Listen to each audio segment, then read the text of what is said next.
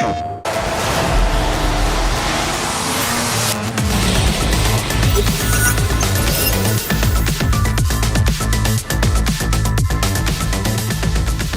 is an arcade racing game fueled by brand new gameplay mechanics. One of them is the Eco. The Eco is a system that allows players to gain two different types of energy. One of them we call the Sink, and the other we call the Entropy. Sink is the main one and can be gained by doing different actions throughout the race.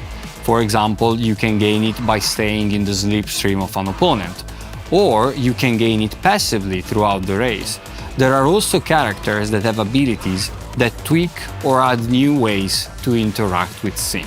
But the most important action that the player can do to gain Sync is performing an active shift. Active shift is a simple but very effective mechanic, because when the RPM of the engine is reaching a critical threshold, you can tap a button and engage the upshift. Doing so has a connection with the story and the overall idea, because you are in groove with the race and with your car, so you get the most out of it, getting a slight push from the engine, but also critically a gain in the sync.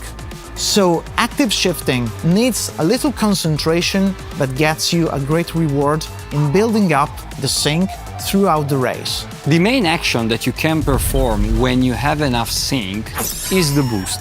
The boost is a very traditional action in any arcade racer, but in Screamer we tried to put our own twist on it. Basically, boost is performed by releasing the button at a certain time. But if you release it at the perfect time, you can get what we call a perfect boost. And the perfect boost gives you an additional force for the car, which goes faster and also lasts a little bit longer.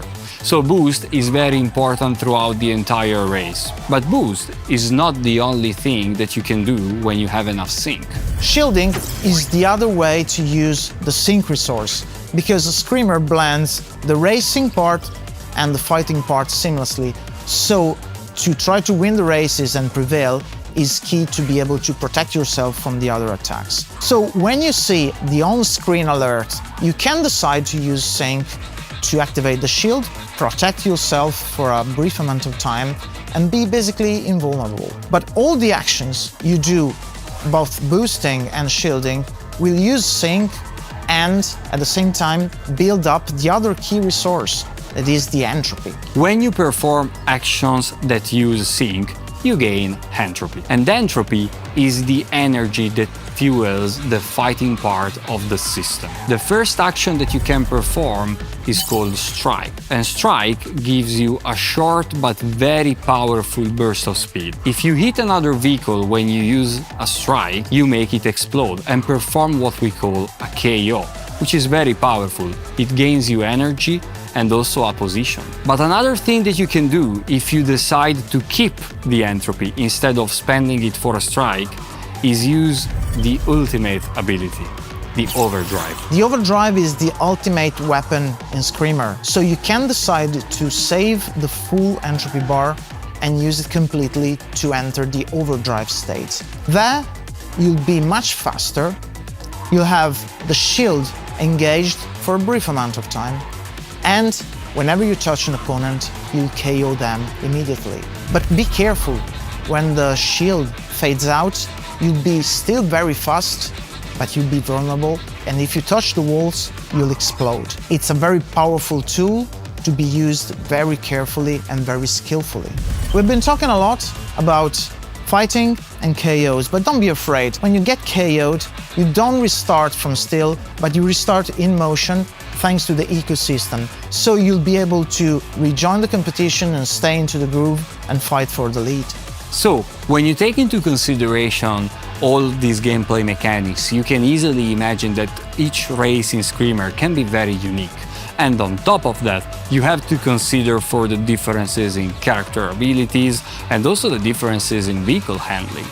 So I think we can fairly say that there's quite the evolution in each race. Yes, and races evolve throughout the laps because at the very beginning you have no sink and no entropy, but then you'll be start to build the sink and use it, but how to use it? To be faster and to protect yourself with the shield. And then you'll build entropy, but choices again. Should use it for strike or save it for overdrive. So there's a lot of different strategies you can use to really be prevailing into the races.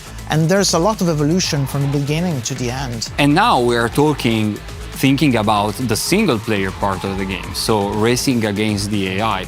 But we can assure you that the experience of the game gets turned up to 11 when you go online and race with your friend in a team.